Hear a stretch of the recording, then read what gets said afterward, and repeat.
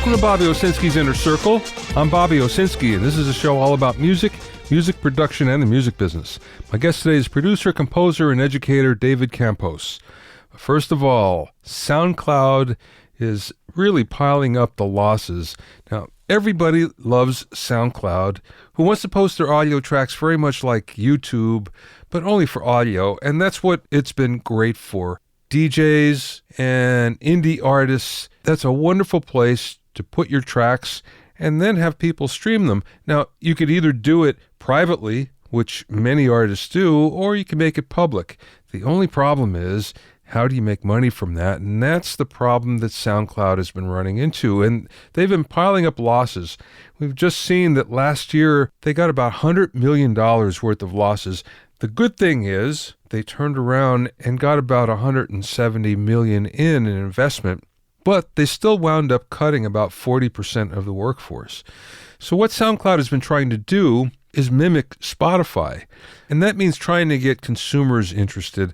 The only thing is, consumers already have Spotify, they already have Apple Music, they already have Tidal, they already have Deezer, with a lot more of the music that they want. Now, just because there's all this indie music that's sitting on SoundCloud, it doesn't necessarily mean that people actually want to listen to it. So therein lies the problem.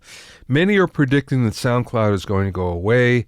I don't know if that's the case, and I don't know if it's going to happen that soon, if it will happen at all. That being said, already artists are beginning to look out for other alternatives, one being Bandcamp, of course, and you get a lot of extra stuff around Bandcamp as well as the posting of your audio.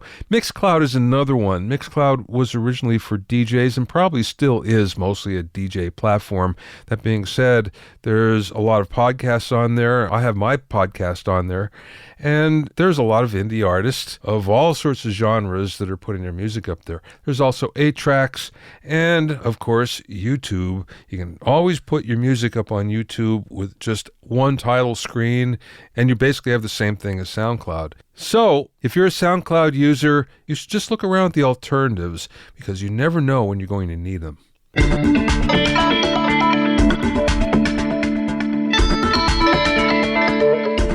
If you have any questions or comments, send them to questions@BobbyOInnerCircle.com. Check out my Hitmakers Club for access to the Private Mixers Facebook group, monthly deconstructed hits, mixing workshop, and Q&A webinars, and for a short time, access to my core training module bonus. Go to hitmakersclub.com to learn more.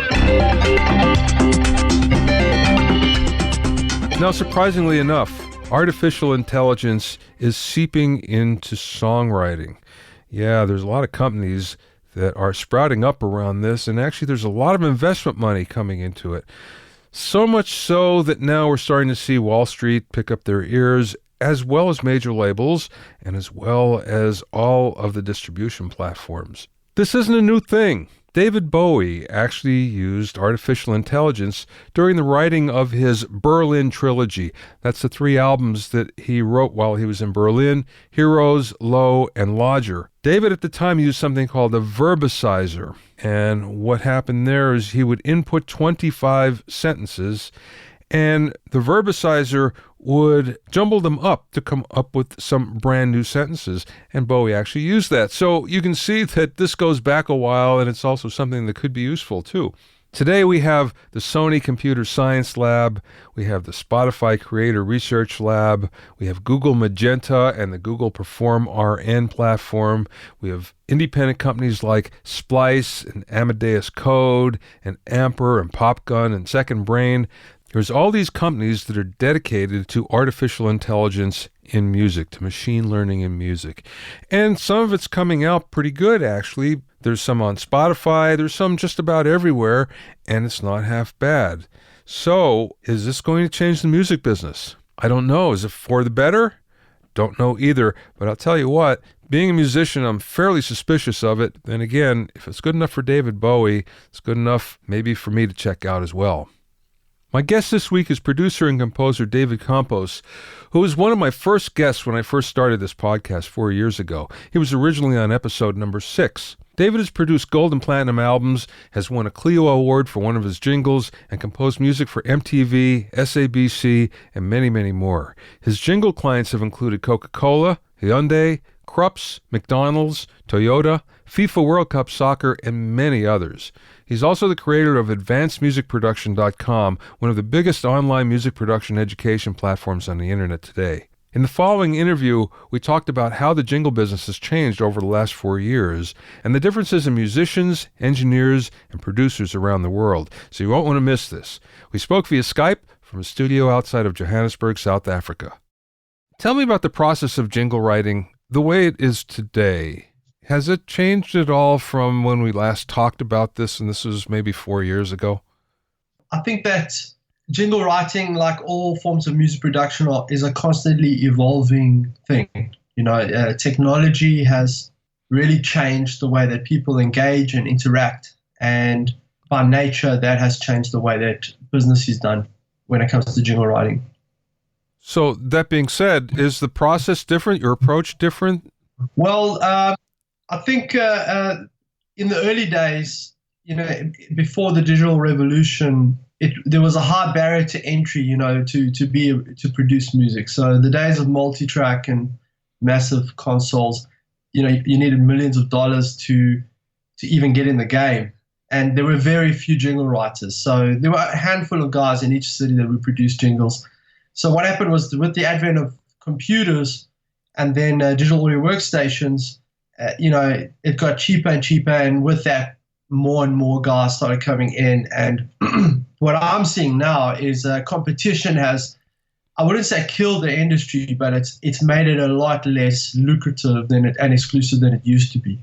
Well, the way I've always heard it was, and I've never done any of this, but I have friends that have, and what they've told me almost from the beginning, as far back as I can remember, was that it was always a competition here anyway, where Coke or Pepsi or whatever the brand may be decides they want a commercial, that they want a jingle, and they'll go to 10 agencies and say, okay, what do you have?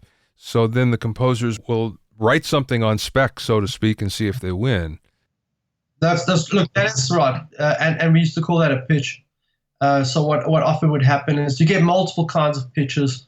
So one pitch would be multiple agencies pitching for a client.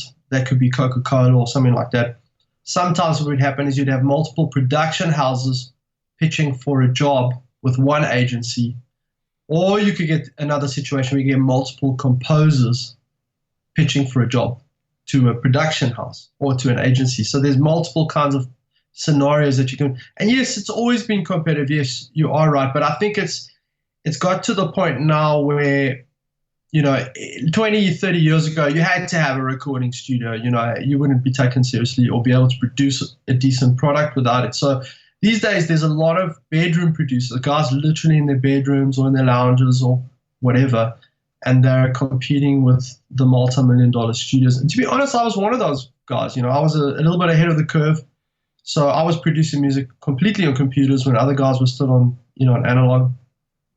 And there's been a lot of undercutting. I mean, I'll give an example. Let's say about 10 years ago, I would do a jingle for maybe $10,000. And these days, I got a call the other day. Agency said to me, we want you to do some music for this job.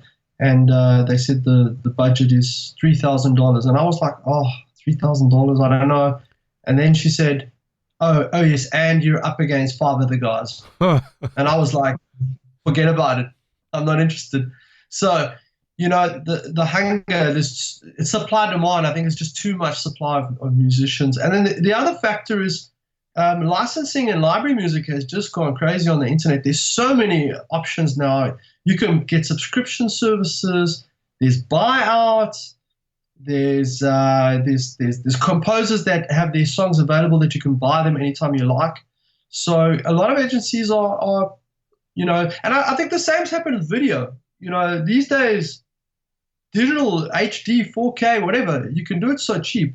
You can shoot really good quality video.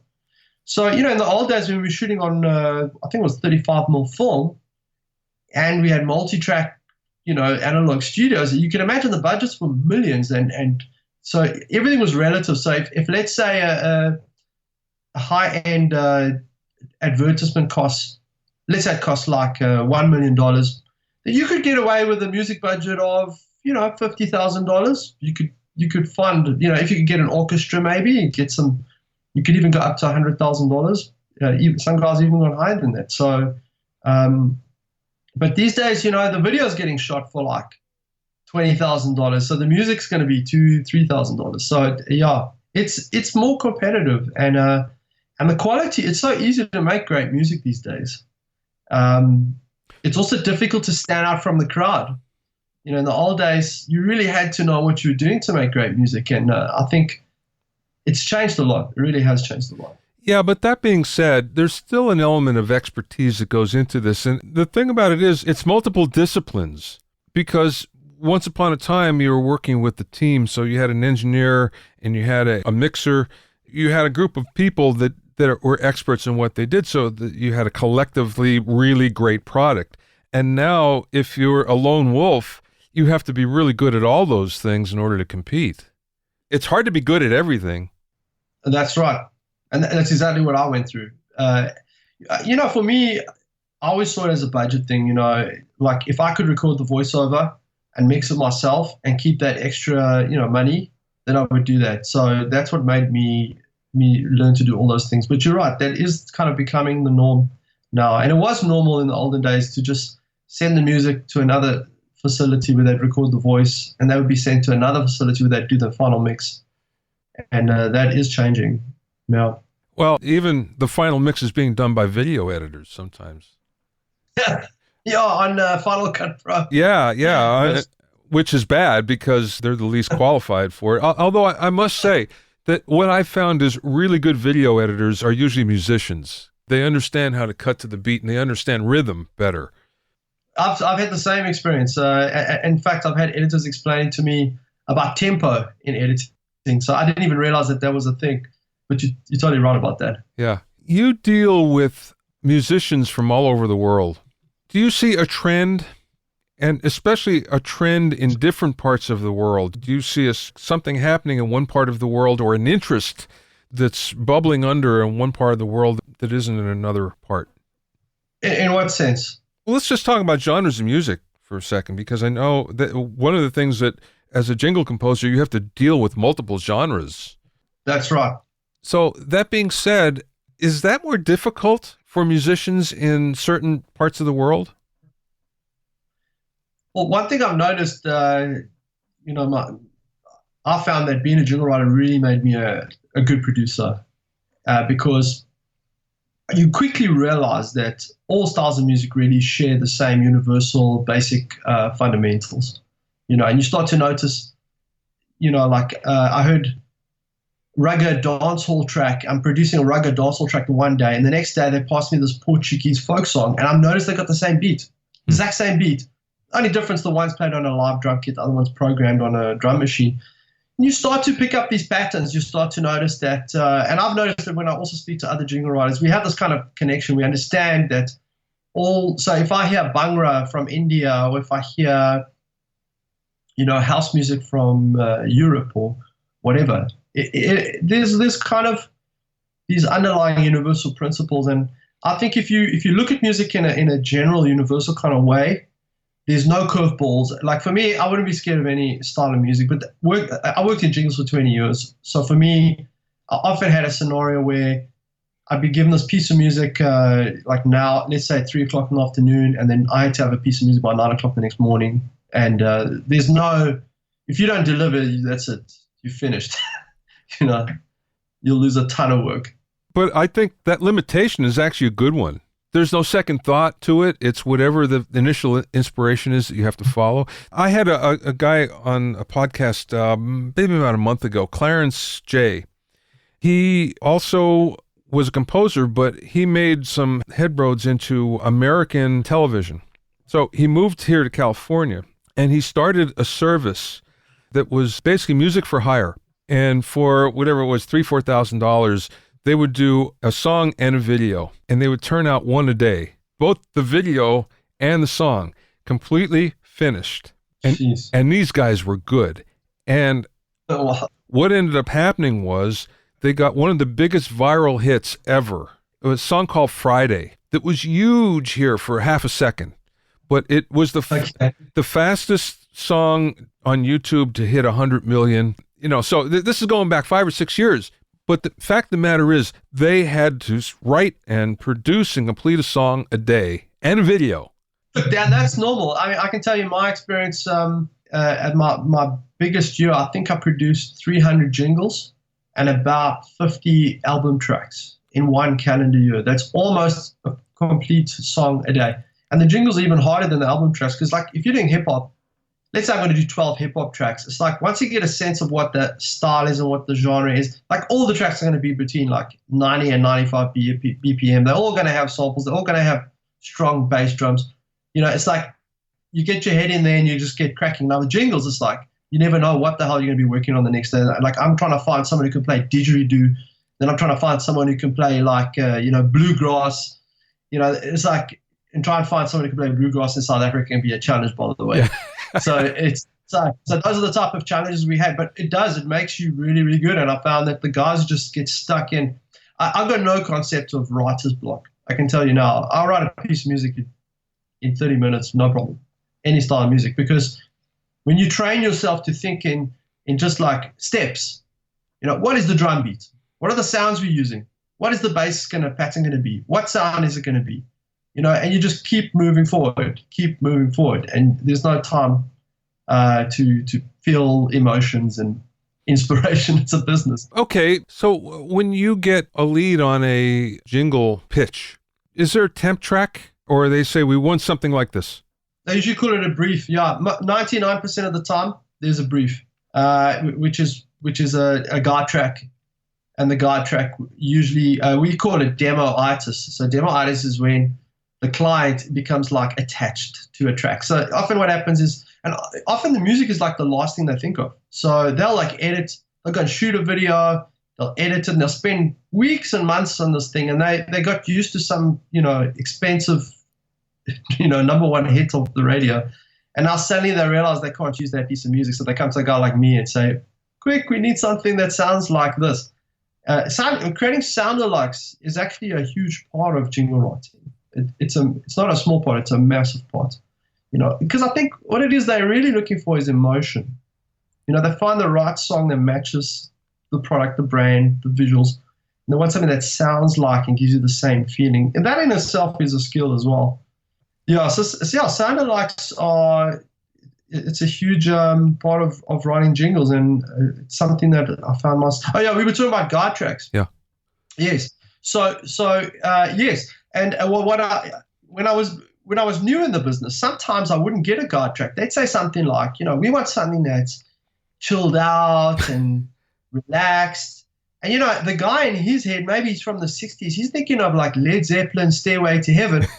And I'm from the 90s, I'm thinking of like ambient, chill out music from London. It's like we're using language that means completely different things to each other. So I quickly realized that I eventually reached a point where I had a policy, just a personal policy where I would not do anything without something to listen to. I'd be like, please play me a piece of music that describes what chilled out and relaxed means to you, so I would never write music without a guide. And I found that when I tried to do that without the guide, 8 out of 10 times I would bomb. They would reject the track. So that, this is a little trick you learn when you're writing jingles. You try and give them what they want.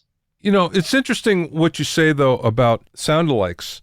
I always thought that one of the best things for me as a producer was growing up and playing in copy bands.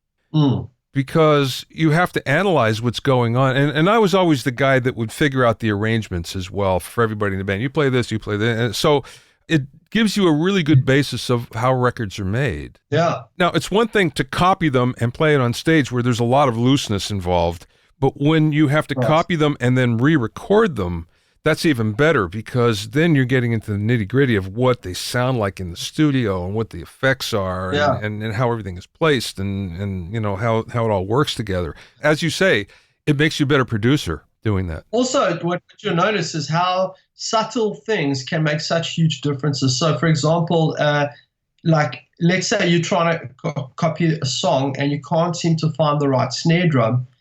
using the wrong kind of snare drum will just change the feeling of the song so much. You don't think that it would, but it does. So you could spend hours and hours trying to find the same snare drum or a snare drum that gives the same feeling as that it could be a crash cymbal or a pad or whatever sound it is, even a guitar. So it teaches you that subtlety in your sound selection or the chord structures or whatever it is. Those subtleties can make a huge difference in the emotion of the song, because that's what we're trying to copy, is the feeling of that song.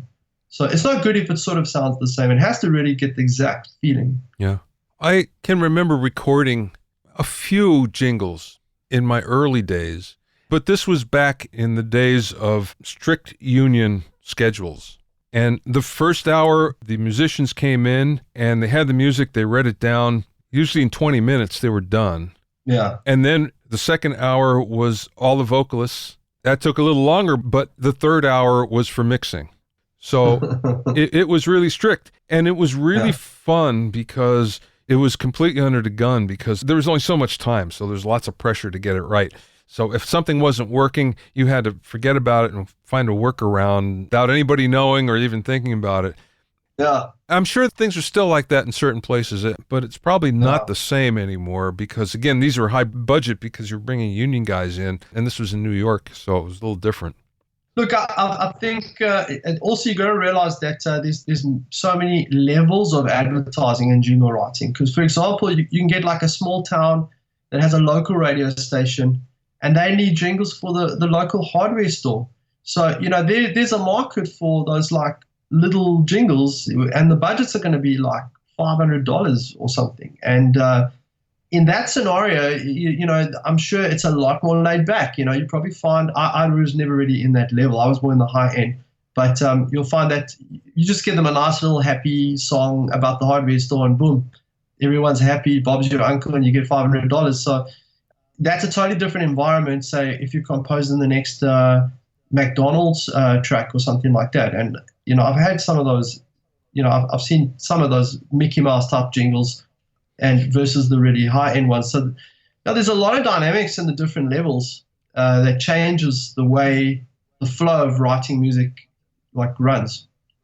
Coming back to the different musicians that you deal with because of your business, because of your courses, which are fantastic, by the way. Oh, thank you. You deal with a lot of different musicians from all over the world. What is the one commonality between them? I think we're like a tribe, It's funny because even though you might be speaking to a guy in Turkey or in Africa or Asia or the States, somehow we just resonate. We understand each other in a way. I think that musicians are passionate people. Musicians are emotional people. So yeah, it's always difficult interfacing emotions and creativity with business and money and deadlines and things like that. But yeah, I find. Obviously, I'm a musician and I love musicians. I think some of the most amazing people in the world. And quirky. And you know what else? Yeah, definitely eccentric. And I also find with musicians, like, I mean, if I could meet up with a musician from a foreign country, I mean, we'll be friends in 5 minutes. We'll be talking and joking along, so there is something about musicians. We share like a common culture. Yeah, definitely. In your courses, you show people how to write. There's some jingle writing involved in that, but there's mostly production because you're coming from space with your producer hat on. Right. So that being said, you're always analyzing music. What are the trends in music that you see right now? It's a tough one because I don't want to sound like one of these old guys that says, oh, the music was better when we were younger. I don't want to be one of those guys because I always hated that when I was in my 20s and some 50-year-old tells me, oh, the Beatles were the best or Led Zeppelin or whatever. So, I think what we've lost in modern music is the variety of styles and instruments, for example. Like you don't hear harps and banjos and didgeridoos and guitars in modern music anymore. They're dying. These days, most sounds you're hearing on most modern music is synthesizers, digital sounds. And I think the reason for that is, most modern producers, they open up Ableton or Logic or whatever, and they start tinkering around. And the first thing they go to are the virtual instruments, and they just start playing with synthesized sounds. So they don't understand that a harp, for example, it comes from an orchestra. That a harpsichord is the predecessor of the piano. That there's live drums and there's electronic drums, and that there's synth bass and there's double bass and then there's electric bass. They don't understand the depth of instruments that we have at our disposal. So it's like a palette. You think all these instruments are like palettes to paint with. It's like a lot of modern music are selecting from a very narrow field of sounds. And for me, that's where we're losing. But on the other hand, there's a lot of creativity in modern music that is blowing my mind, in the sense that a lot of young people are breaking all the rules. I mean, one of the things is song structure. Song structure has been the same for decades. I mean, almost for 100 years, we've had the same song structure. And I'm starting to hear songs that are charting now that are breaking those rules. And I mean, not completely, but they're pushing the boundaries, Another one, I mean, like, for example, a lot of modern songs don't have drum fills leading to a crash cymbal on the one into the chorus. That was standard practice on every style of music forever. It's almost non-existent. If you go and take the top 10 on iTunes now, there's no such thing as a crash cymbal into the chorus. Probably no drum fill. So, they're pushing the envelope and the boundaries, and they're saying, do we really need this? Do we really need this song? Probably a lot of it's out of ignorance. A lot of the young guys don't actually know that that's how we solve those problems. That's how we built up to that next section. So they found other solutions. And so I'm hearing new ideas all the time. And that's another thing that I'm noticing a trend is, okay, I think music became very electronic over the last 20 years, especially with EDM and pop. But what I'm starting to hear now is there's a lot of roughness starting to come back into music, stuff out of key, stuff out of time. Obviously, autotune is dying. Vocals are not so processed anymore. Yes, they can still sound modern. The music sounds modern. It sounds digital. It does sound electronic, but it's not sounding like German Oompa music anymore. It's not sounding like nursery rhymes. It's not sounding like really elementary anymore. It's starting to get depth to it. So it's depth in a new way. And I really like that. Like, I find that, I think human beings are very creative, and human beings will always find and every generation has to find a way to reinvent themselves, to take what they can from the past and reinvent themselves. So that's what I'm seeing good in modern music. And I'm excited about that. It's funny you should talk about the form, because what I've noticed is there are very few intros to songs. Some songs can start with the chorus, and that was unheard of. And almost every song these days, remember, we always had fade outs forever. It was kind of a standard. Well, we'll just fade out. And now they're all hard endings. Yes. Some of them which work really well and some of them don't, but it doesn't matter. It's the trend, and it definitely works. The other thing I noticed is there are many songs with no bridge. And the bridge was the peak of the song at one point in time, and it's not. But that being said, they find other ways to get that peak, to get to that ebb and flow in the song. So you're right. It's really interesting how it works today. I do deconstructed hits for people in my Hitmakers Club once a month. And it's always by request. So if someone wants something from 1960, we'll look at that. But if they want something that was just on the track last week by Ed Sheeran, we'll listen to that too. So it's always fun to go in and deconstruct it. And then the next week, there's something, again, from 1960. So you can see right away, well, that's way different, the way that's done, And the other trend I've noticed is things are going a lot faster as well, where the big trend is, let's get a song out right now. Let's not spend a lot of time on it. Like Ed Sheeran, I think on all of his songs, they're done in a day or two. And that's the mix, everything. Healthy, I think. That's a good way to go. Yeah, look, I think also there's multiple layers of music trends happening at the same time. So there is deep, complex music being made now that is, honed and crafted over many, many months and years. So that exists. But maybe the pop music, like you said, a lot of it is driven. Look, computers makes our lives easier. So you can create high quality music in a matter of minutes, especially when you have the knowledge. If you know, okay, this chord structure with that sound, with his voice singing that melody, and we got the mic set up, and we'll write a beat and boom. Especially like if you take that body, what that song by Ed Sheeran, I Love Your Body or whatever. I mean, there's 3 sounds in there. There's like a kalimba, a bass sound. There's hardly anything in there. So, I mean, what makes that song work is the melody plus those chords and the rhythm of the chords we played. So it's done. It's like when they found that combination, they were done.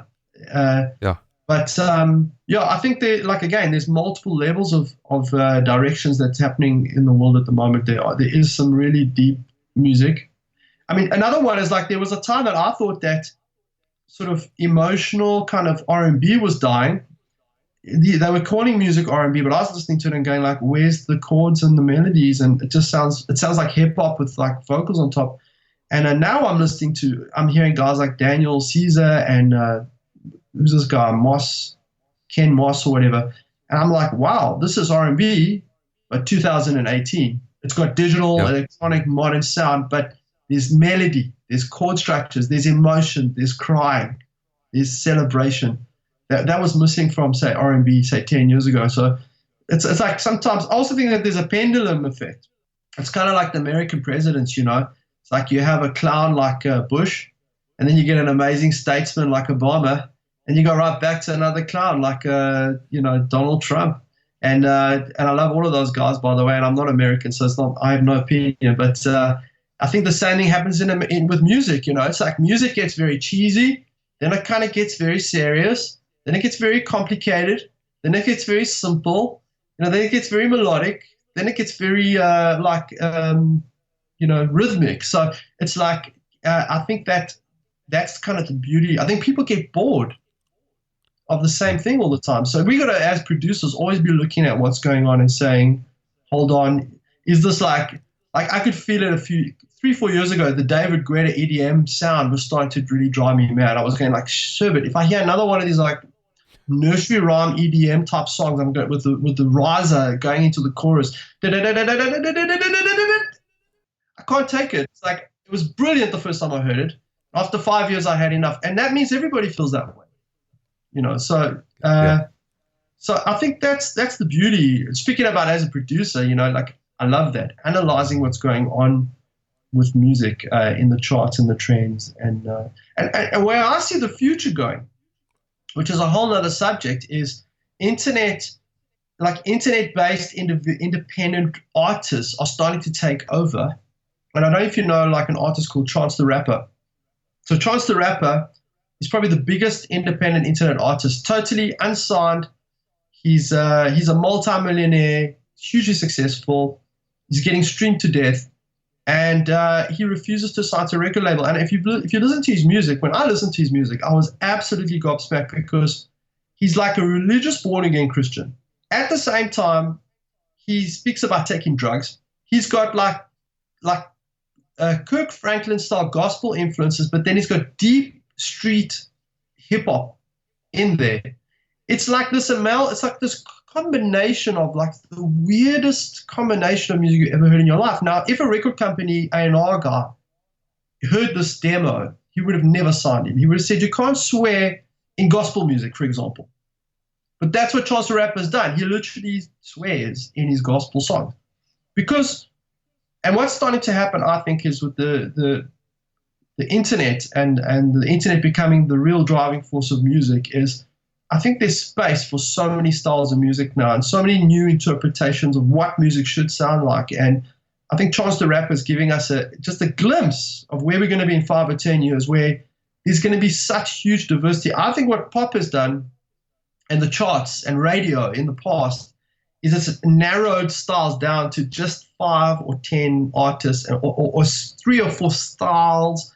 And I think that's going to start to diffuse and disappear now. And I think we're going to start to see, I think music is going to become more artistic, which I think is exciting. Well, keep our fingers crossed on that one.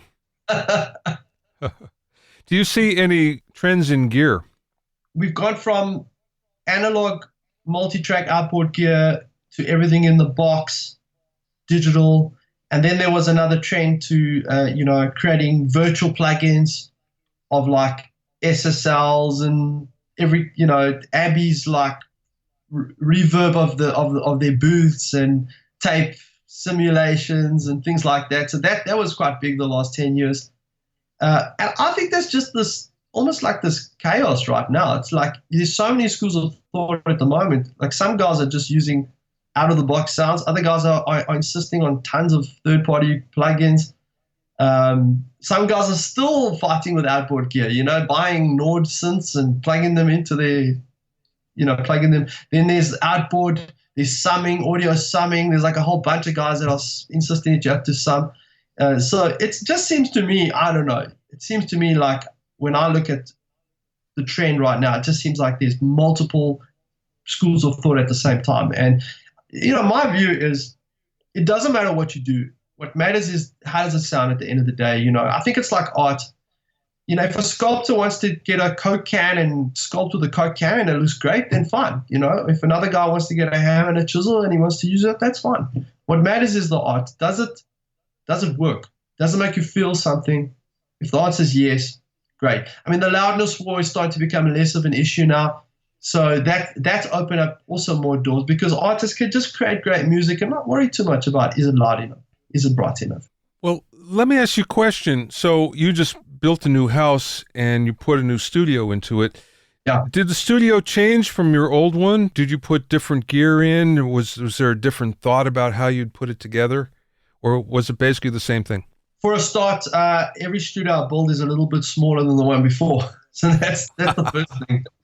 And I prefer it. The second thing is my soundproofing and my sound treating has got simpler and simpler. My first studio, we had double walls, super insulated with suspended floors and, all of that. And now my latest studio, I literally have like these corner absorber bass traps in the corners. I've got a couple of absorber panels on the walls.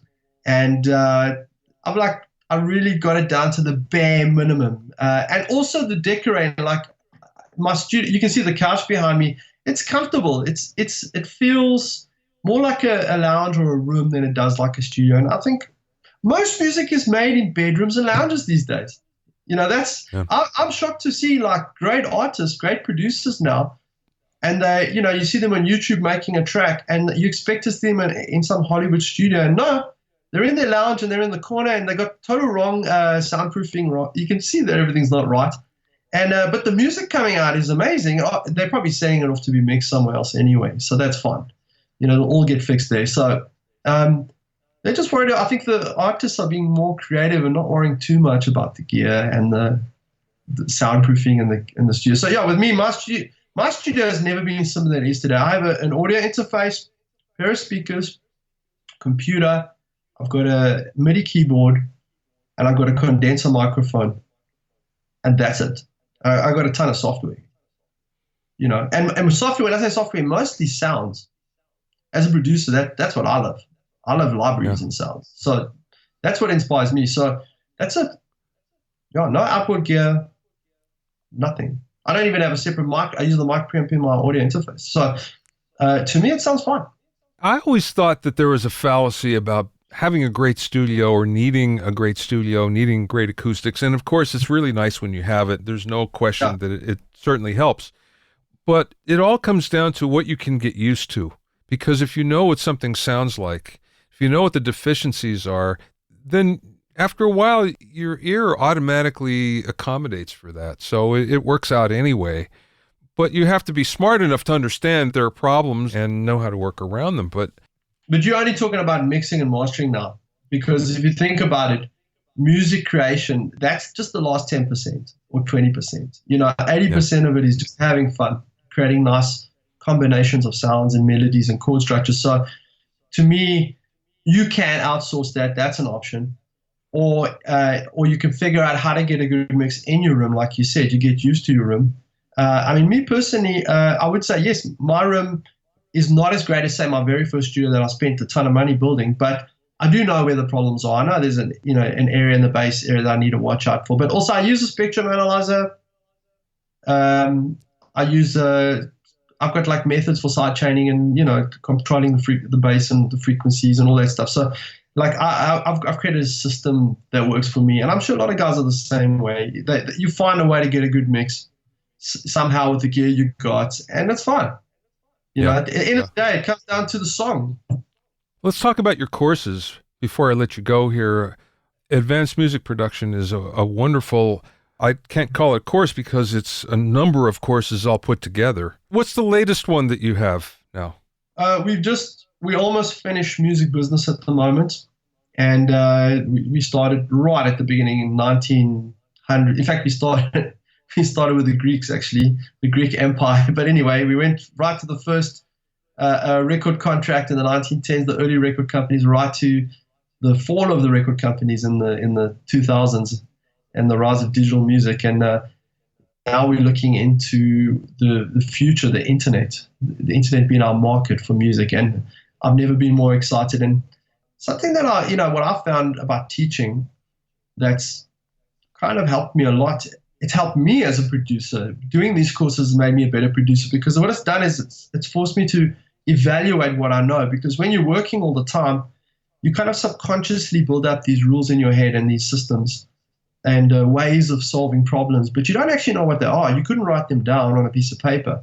So when you're teaching, it's like suddenly you're forced to identify what is that thing that I do that solves that problem, and then you write it down, and then suddenly you actually see, wait, I can do that even better, And the other thing is, before I teach anything, I always Google the subject, see what other people are saying, and just see, is there a hole somewhere in my information, in my logic? So as I've been going through from building a studio to composition to programming to recording to mixing, mastering in our music business, I've been kind of like looking at myself and saying, what do I know? What have I learned? And then also, what don't I know? And what can I still learn? And that process has been enriching for me. Also, to teach people in itself is a very fulfilling exercise.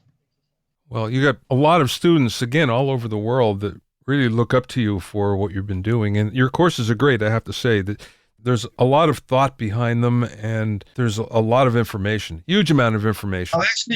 What I'd like to do next, because I think what I've done is I've got about 13 courses now, and we cover the fundamentals, like I said, composition, acoustics, programming, mixing, mastering, and now business. But what I'd like to do is start to sort of dive deeper now. For example, sound design. Sound design is like, it's a specialized thing. A lot of jingle writers will do sound design. A lot of sound designers will do jingles, but actually they're not the same skill. And I've worked on projects where they made me write music and then I wanted to do the sound design. They were like, no, the sound designer is going to do the sound design because it is a specialized thing. I saw the guy who made the sound effects for the iPhone. When the email goes, it goes swish. And when you close it, it goes click. And, I saw him explaining his mind process, his thought process, how he found those sounds. And it was just like a whole other world. And I realized, yes, I am experiencing sound design. I mean, try and make the sound of an earthquake. I mean, how do you do that? For example, You have to figure it out, so even jingle writing, like you said, it's a pretty specialized set of skills. I think internet marketing of music now is going to be it's going to be something big. And I'm seeing lots of new ideas starting to come around. I think there's still so much to chew on. There's so much information. So I'm really excited about the future with AMP because I love learning and I love teaching. So I can see lots of opportunities. Another thing I've learned is, what I've been doing more lately is creating a community, because before it was a lot like top heavy. I'd be teaching down to my students. Now what I'm starting to do is create a community and then talk to my students and then let them kind of guide me and show me where I need to teach more, because I find that that's actually much more powerful than trying to, tell people what they should learn. Let them tell you what they want to learn. And I found that to be also great for me. I'm learning with them, So I'm really I'm like the guide. I'm like great at finding the information. I already have a good sense of how it all works, but now I'm like, they're saying, take us in that direction, and I'm leading them there, So I love that. Last question, David. What's the best piece of business advice that either somebody imparted to you or maybe you learned along the way? I would say persistence is the key to success in everything in life, because, I used to think it was like secret knowledge. And then I used to think, no, it's genius IQ or talent. Then I used to think, no, it's networking. You have to have know the right people. And all those things are important. But what I've found is in my life, persistency is the key, because failing is a part of life. My first 100 songs never saw the light of day. They're sitting on a DAT tape, a couple of DAT tapes, if you remember what DAT tapes are. And I have a stack of them, yeah. I'm sure, 48 kilos. And I've found, I've done so many things. I've been successful in writing jingles, successful making music for film. I've produced albums, sold 1.5 million records. I've created my own music publishing company, my own record label, we did our own distribution as well in a record company. And since then, I've created an internet business. I've got millions of views on my YouTube channel. I've got thousands of students in my thing. Every one of those things I've been successful in, and every one of them have been an absolute uphill struggle with problem after problem after problem after problem. So you got to learn to be tough. You got to just push through. To me, it makes no difference if I'm trying to solve a chord problem or if I'm trying to solve like a PayPal problem on my internet site. It's all about pushing through those challenges. And there's the saying, separate the men from the boys. Every time you have a problem, when you overcome that problem, just think of all the guys on the side of you that you're competing with that didn't overcome that problem. That's where they get left behind, and that's where you push forward. So, I believe that persistence, gritability is the key thing for anything in life, and especially in music. And one thing I can say, all the successful people I know in the music business, artists, producers, they've all got that trait. Even musicians, to be a great musician, it's persistence. They're all tough people. And the weak people, the lazy people, the people who feel sorry for themselves, they fall by the wayside and they don't make it. You can find out more about David at davidcampos.info. That's David Campos, DavidCampos, all one word, .info. And you can find out about his advanced music production courses at advancedmusicproduction.com. That's all one word, advancedmusicproduction.com. Thanks for listening and being in my inner circle. Remember, if you have any questions or comments, you can send them to questions@BobbyOInnerCircle.com. To listen to other episodes of Bobby Owsinski's Inner Circle, go to BobbyOwsinski.com and select the podcast tab, or go to BobbyOInnerCircle.com, or find it on iTunes, Stitcher, Mixcloud, and Google Play. At BobbyOwsinski.com and BobbyOInnerCircle.com, you'll also find a sign-up form for my newsletter and for alerts for new podcasts. This is Bobby Owsinski. I will see you next time.